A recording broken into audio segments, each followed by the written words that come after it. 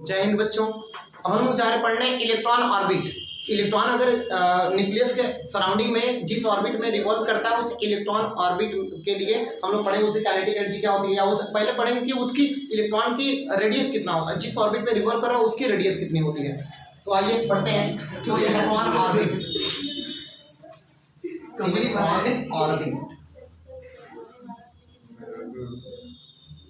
Electron orbits. तो आइए देखें, अगर हम कहते हैं यहाँ पर इधर न्यूक्लियस है, न्यूक्लियस में कितना चार्ज प्लस जेड ई, अब प्लस जेड ई यहाँ पर चार्ज है, इसके सराउंडिंग में ऐसे इलेक्ट्रॉन रिवॉल्व कर रहा है, यहाँ इलेक्ट्रॉन है, तो इसके बीच का यहाँ का रेडियस कितना ले ले आर।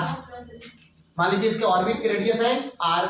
अब यहाँ पर बताइएगा जब ये मोशन कर रहा है सर्कुलर पाथ पर, तो आपको पता है कि अगर इलेक्ट्रॉन सर्कुलर पाथ में मोशन कर रहा है तो मान लीजिए उसका लीनियर वेलोसिटी क्या है, v है, उसकी लीनियर वेलोसिटी v है। तो लीनियर वेलोसिटी v है, आपको पता है कि कोई भी पार्टिकल अगर सर्कुलर मोशन परफॉर्म कर रहा है इसका मतलब उस पे सेंट्रीपिटल फोर्स लग रहा होगा।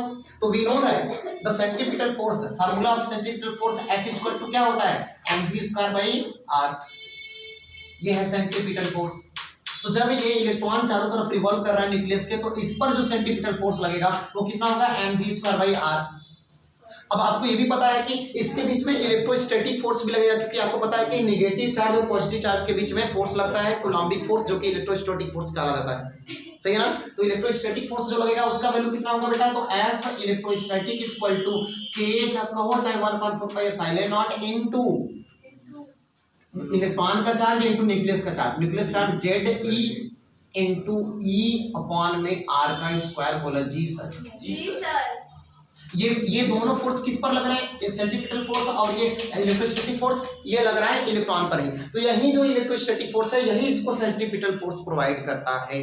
क्योंकि आप लोग को पता है किसी धागे को बांध कर ऐसे घुमा, धागे से अगर कोई पार्टिकल को बांध कर ऐसे घुमाते हैं आप, तो उसमें जो वो घूम रहा है उस पर हमेशा लगातार एक फोर्स लगता है सेंट्रीपिटल, जिसको सेंट्रीपिटल फोर्स कहते हैं। वो कहाँ से लगा, यही सेंटर से लगा, अंगूठे से ना। तो यही खींच रहा है उसको, चारों बाहर जाने चाह रहा है नहीं, यही खींच ले रहा है। तो इसलिए जो अंदर खींच रहा है वो कौन खींच रहा है, बताइए कौन खींच रहा है, प्लस जेड मतलब कौन, न्यूक्लियस।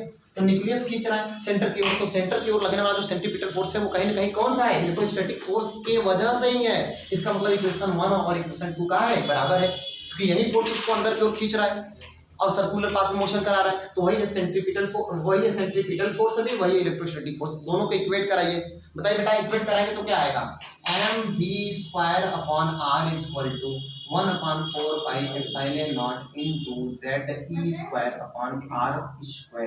अरे r से r एक को टिपा जाएगा, एक को r बचेगा। अब बताइए इस r को इधर भेजिए तो बताइए क्या आया, r इक्वल टू आया 1/4πε0 इनटू ZE²/mv²। बोलिए इतना समय का सुनाया। ये है रेडियस किसका, इलेक्ट्रॉन के ऑर्बिट का। सुनाया क्या।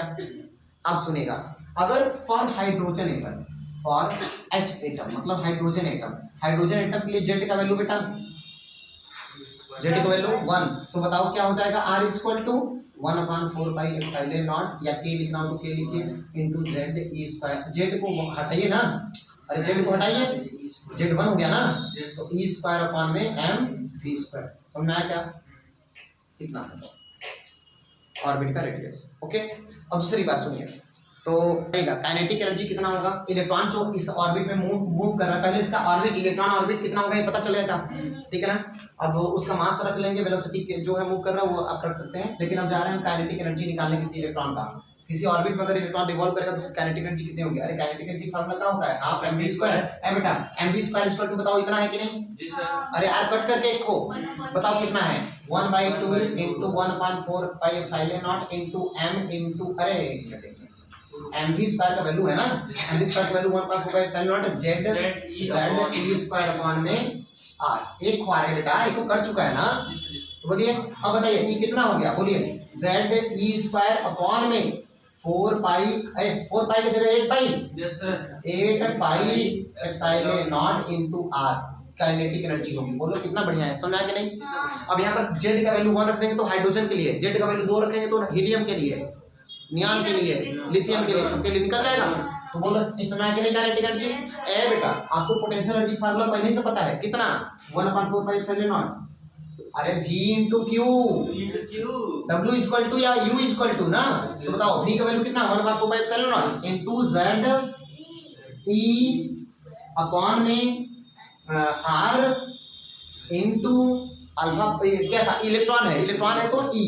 अब बताओ कितना आया 1/4 पाई एप्सिलॉन नॉट, z का वैल्यू 1 अगर कहे हाइड्रोजन के लिए तो क्या आएगा, अभी फिलहाल रखो e² अपॉन में r, सुना आएगा, ये पोटेंशियल एनर्जी हो गया। लेकिन एक बात सुनना, क्या बस एक सेकंड का, क्या ये जो पोटेंशियल एनर्जी है, पोटेंशियल एनर्जी ये r कौन है, r की बताइएगा, पोटेंशियल एनर्जी का डायरेक्शन, इसका डायरेक्शन किधर होगा, हालांकि एनर्जी में आप कहेंगे डायरेक्शन क्यों ले रहे हैं, लेकिन बता रहे हैं ये कहाँ, ये क्या है इलेक्ट्रॉन है, इलेक्ट्रॉन तो निगेटिव चार्ज ना, इलेक्ट्रॉन तो निगेटिव चार्ज ना, इसमें तो इलेक्ट्रॉन नहीं है, इसमें तो इलेक्ट्रॉन नहीं है, ठीक है ना, ये तो प्लस जेड न्यूक्लियस का चार्ज है ना, तो इसमें तो प्लस है, लेकिन ये क्या है इलेक्ट्रॉन है, इलेक्ट्रॉन तो माइनस, अरे माइनस होगा तो यहाँ माइनस लगेगा ना।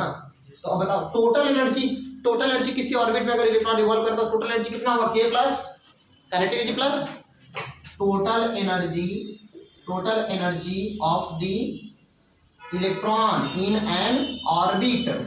बताइए बेटा क्या लिखूं, बोलिए क्या लिखूं, k plus u e equal to, अरे k का वैल्यू बता दीजिए बेटा, z e² upon 8 pi epsilon naught into r, अब प्लस रखेंगे तो माइनस हो जाएगा ना, और प्लस माइनस आइए डायरेक्ट लिखते हैं माइनस, बोलिए 1/4 पाई epsilon naught into z e² upon r। ए बेटा हाइड्रोजन एटम के लिए z को गायब कर दूं, या फिलहाल अभी लिख लेते हैं z के लास्ट में गायब करते हैं, यहाँ दिखते ना हम, रुकिए जरा, तो बस एक सेकंड का काम यहाँ पर, बस एक सेकंड बेटा छोड़ रहे हैं इधर से। तो यहाँ पर बताइए इसको माइनस करिए, बताइए e इसका ठीक दुगना है का, ये देख लीजिए, देखिए ना, अगर इसमें 2 का मल्टीप्लाई कर देंगे तो इतने बन जाएगा, हाँ या ना, देख लीजिए पहले 2 का मल्टीप्लाई करेंगे तो ये 2 से 4 हो जाएगा, तो बताओ बराबर हो जाएगा कि नहीं, तो ये इसका आधा है, इसका ये आधा है। अरे बेटा अगर इसको मैं x कहूं तो बताओ ये कितना है, x/2 है, या मैं इसको x कहूं तो ये 2x है, देख लो, बोलिए इसमें जब 2x करोगे, इसमें 2 का कहाँ है, इसमें 2 का मल्टीप्लाई करोगे तो ये इतना ना बन जाएगा, 2 का मल्टीप्लाई करो तो 4 हो गया, बताओ सही कि नहीं।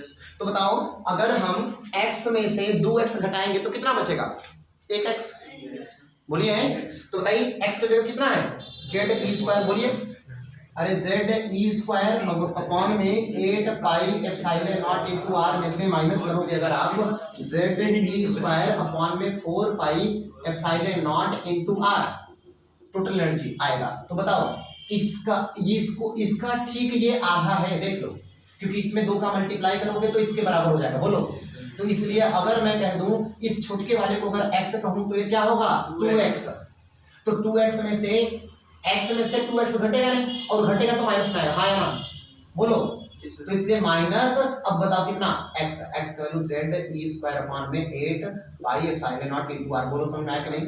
टोटल एनर्जी किसी इलेक्ट्रॉन की इतनी होगी किसी ऑर्बिट में, समझ में आया। एक बात और सुन लो, फॉर हाइड्रोजन एटम के लिए z का वैल्यू 1 रख देना, ओके, तो कितना आएगा बताओ, -e² अपॉन में 8 pi epsilon naught into r, ये होगी टोटल एनर्जी। लो खत्म, ओके, जय Hind and thanks for watching.